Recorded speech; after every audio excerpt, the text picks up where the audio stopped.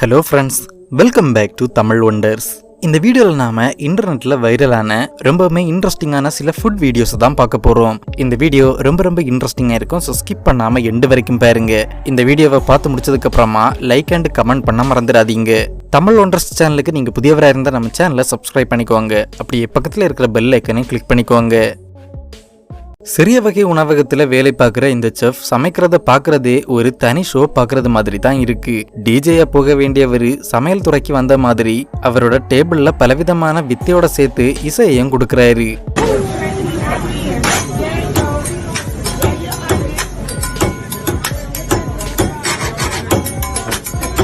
Order பண்ண உணவுக்காக காத்திருக்கும் போது செஃப் இப்படி கண்ணுக்கு கவர்ச்சியா அருமையான வித்தைகளை காட்டினா எவ்வளவு நேரம் வேணும்னாலும் வெயிட் பண்ணி உட்கார்ந்து சாப்பிடலாம்.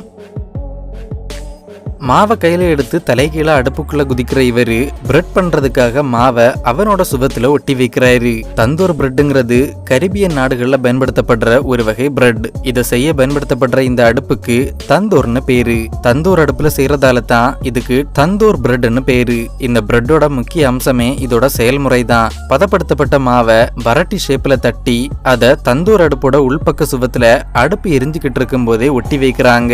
மாவு வெந்து வரும்போது வெளிப்பக்கம் முறுமுறுன்னும் உள்பக்கம் சாஃப்டாவும் இருக்கிற ருசியான பிரெட் கிடைக்குது. சீனாவின் தெருக்கள்ல அதிகமா பார்க்கக்கூடிய ஒரு தெருக்கடை உணவு தான் இந்த பூமராங் பிரெட். பிரெட் செய்யற கடைக்காரர் மாவை வட்ட வடிவமா பரத்தி அதை பூமராங் மாதிரி காத்துல தூக்கி வீசுறாரு. அதுவும் ஒரு சுத்தி நேரா அவர்கிட்டயே திரும்ப வருது. நல்ல அழகான காஸ்டியூமும் போட்டு இதை பண்ணும்போது குழந்தைகள் இதை ரசிச்சு பாக்குறாங்க. லாங் சுசுன்னு சொல்லப்படுற இந்த டிராகன் பியர்டு கேண்டி சீனாவின் பாரம்பரிய மிக்க இனிப்புகள்ல ஒண்ணு. ரொம்ப திக்கான ஸ்வீட் சிரப்ல அரிசி மாவை மெதுவா கலந்து அதை நல்லா ஸ்ட்ரெச் பண்ணி ஆயிரக்கணக்கான முடி இலைகள் மாதிரி மாத்துறாங்க. அதுக்கு மேல நிலக்கடலை, தேங்காய், எள் மாதிரியான பொருட்களும் தூவலா சேர்க்கப்படுது. இந்த சூசு கேண்டி பண்றத பார்க்கவே அவ்வளவு அழகா இருக்கு. பாக்குறதுக்கு எப்படி அழகா இருக்கோ அதே மாதிரி இதோட டேஸ்டும் ரொம்ப நல்லா இருக்கும். பல வருஷமா ரொட்டி பண்ணி பழக்கம் இருக்கிற இவரு ரொம்ப வேகமா ரொட்டி பண்றாரு. மாவை கையால எடுத்து கரண்டிக்கு மாத்தி ஒத்த கையாலேயே அப்படி ஒரு சுத்து இப்படி ஒரு சுத்துன்னு சுத்தி விட்டுட்டு போய்கிட்டே இருக்காரு. மோச்சிங்கிறது ஜப்பான்ல கிடைக்கக்கூடிய ஒரு ரைஸ் கேக். இனிப்பா சாஃப்டா சுவிங்க மாதிரி இருக்கிற இந்த கேக்ல மேக்கிங் ப்ராசஸ் தான் அதோட மெயின் அட்ராக்ஷனே. பல 100 ஆண்டுகள் பழக்கமுள்ள இந்த முறையில குறிப்பிட்ட வகை அரிசியை வேக வச்சு அதை ஒரு கோந்து மாதிரி மாத்த முயற்சி பண்றாங்க. பெரிய மர உரல்ல போட்டு மர உலக்கைகளால தொடர்ந்து அடிக்கிறாங்க. 2 பேர் சேர்ந்து பண்ற இந்த வேலையில ஒருத்தர் உலக்கையால அடிக்கும் போது இன்னொருத்தர் கையால மாவை திருப்பி போட்டு மாவோட பதத்தையும் தொடர்ந்து கண்காணிக்கிறாரு. சைனாவின் பெரும்பாலான கிராமங்கள்ல சர்வசாதாரணமா பார்க்க முடிகிற ஒரு காட்சி தான் இது. காத்துல ரிப்பன் கட்டி தொங்க விட்ட மாதிரி நீளமான நூடுல்ஸ் காயறதுக்காக தொங்க விட்டுருக்காங்க. தொங்க விடுறதுக்கு முன்னாடி இதை எந்த அளவு ஸ்ட்ரெச் பண்ண முடியுமோ அந்த அளவு ஸ்ட்ரெச் பண்றாங்க. அதுக்காக நூடுல்ஸ்க்கு நடுவுல ஒரு குச்சியை விட்டு இதுல நல்ல அனுபவம் உள்ள நபர் மேல இருந்து கீழே அடிக்கிறாரு. இதை தொடர்ந்து பண்ணும்போது அது தேவையான நீளத்துக்கு வருது. உலர்ந்த நூடுல்ஸ் சீனாவின் பல ஹோட்டல்கள் மற்றும் வீடுகள்ல விதவிதமான உணவுகள்ல சேர்க்கப்படுது. உங்க கண்ணுக்கு முன்னாடியே பிரம்மாண்டமா வளரக்கூடிய இப்படி ஒரு உணவை நீங்க பார்த்திருக்க வாய்ப்பே இல்ல. ஜப்பானின் துரித உணவான இது இனிப்பு நிறைந்த மாவை பதமா பிசைஞ்சி அதுக்கு மேல எள்ள ஒட்டி அதை எண்ணெயில பொரிச்சு எடுத்து பண்ணப்படுது. பிசையப்பட்ட மாவு உருண்டை எண்ணெயில பொரிய ஒரு பெரிய பந்து மாதிரி பொரிஞ்சு வருது. அதை அந்த செஃப் உருட்டி ஒரு பெர்ஃபெக்டான பந்து வடிவத்துக்கு கொண்டு வர்றாரு. இனிப்பு பலகாரம் செய்ய மாவை தயார் பண்ற இவரு அதை காத்துல பறக்க விட்டு அழகா அரேஞ்ச் பண்றாரு. ஒரே சுத்துல தட்டுல இருந்த மொத்த இனிப்பும் சரியான இடைவெளியில அழகா போய் உட்காருது. இறைச்சியை ஒரு கம்பியில சுருகி அதை சுத்த விட்டு கிரில் பண்றத பார்த்திருப்போம். இங்க இறைச்சிக்காக ஒரு மினி ராட்டினமே பண்ணி அதுக்கடியில நெருப்ப மூட்டி அழகா சுத்தி விட்டு கிரில் பண்ணிக்கிட்டு இருக்காங்க. பிறை வடிவத்தில் இருக்கிற இந்த உணவு ஒரு பிரெஞ்சு உணவு. இதுக்குள்ள சாக்லேட் முதல் போர்க் வரை பல உணவகங்கள்ல பலவிதமான ஸ்டஃபிங்க பயன்படுத்துறாங்க. மைதா மாவை பதப்படுத்தி ஷீட்டா உருட்டி ஷேப்பா வெட்டி உள்ள வைக்க வேண்டியதை வச்சு எடுத்து ஒரு சுத்தும் போது அதோட வடிவம் வருது. அதை அவன்ல வச்சு பேக் பண்ணி எடுக்கிறாங்க. சைனாவோட தெருக்கடை உணவுகள்ல இன்னொன்னு தான் இந்த டான்சிங் நூடுல். சைனாவை பொறுத்த வரைக்கும் சமையல் கூட வேற ஏதாச்சும் ஒரு கலையும் மிக்ஸ் பண்ணிட்டா வியாபாரம் அமோகமா நடக்குது.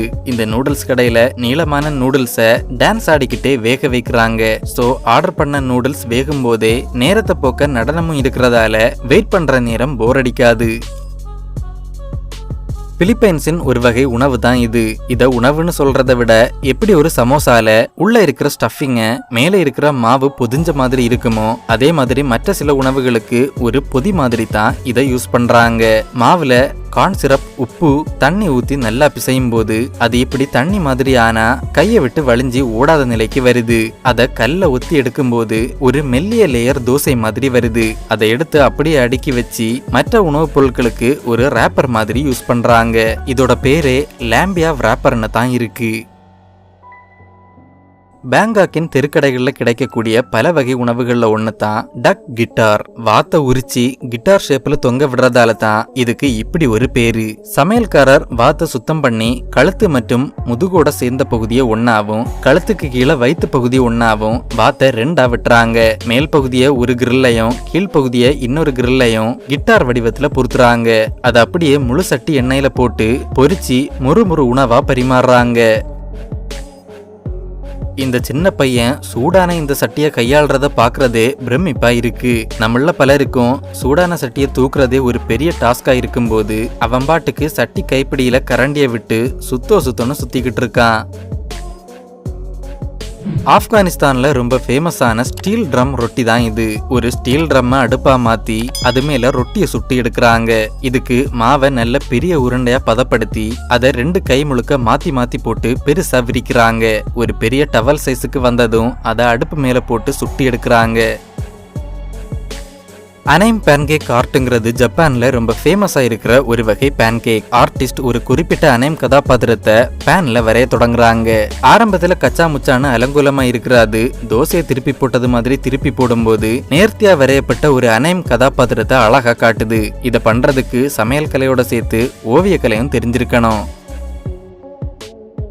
ஜியான் பிங்கிறது சீனாவோட தனித்துவமான ஸ்ட்ரீட் ஃபுட்ல ஒண்ணு. சுழலக்கூடிய அடுப்பு ஒண்ணுல கலரான மாவை ஊத்தி அதுக்கு மேல இறைச்சி, கொத்தமல்லி மாதிரி விஷயங்களை வச்சு அதை நல்லா மடிச்சு கொடுக்கறாங்க. இதுலயே வேற பொருட்களை பயன்படுத்துற இன்னும் பல வகை தோசைகளும் இருக்கு. நம்ம ஊர் டீ மாஸ்டர்கள் மாதிரியே பேங்காக்கின் சாட்டுசாக் மார்க்கெட்ல இருக்கிற டீ மாஸ்டர்களும் பயங்கரமான வித்தைக்காரங்களா இருக்காங்க. டீயை மேல கீழே சைட்லன்னு பல ஆங்கிள் போட்டு ஆத்திட்டு கடைசியில ஐஸை போட்டு ஐஸ் டீன்னு கொடுக்கறாங்க.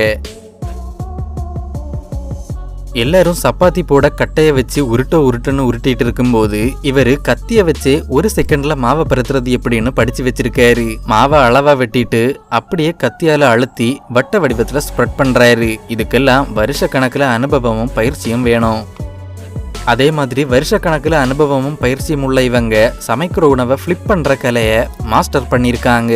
திரவ நிலையில இருக்கிற அந்த உணவை துளி கூட சிந்தாம அழகா தூக்கி போட்டு பிடிக்கிறாங்க. இன்னொரு பிரமிப்பான சமையல் திறமையை தான் நீங்க பாத்துட்டு இருக்கீங்க. அவரு வெட்டுற வேகத்தை பார்த்தா அடுத்த வெட்டு கண்டிப்பா விரல்ல தான் விழுன்னு நம்மள நினைக்க வைக்குது. ஆனா ஒரு வெட்டு கூட மிஸ் ஆகாம மீனை அவ்வளவு மெல்லிசா அழகா வெட்டுறாரு. இதுக்கு எந்த அளவு பயிற்சியும் நேர்த்தியும் தேவைப்படும்னு நீங்களே நினைச்சு பாருங்க.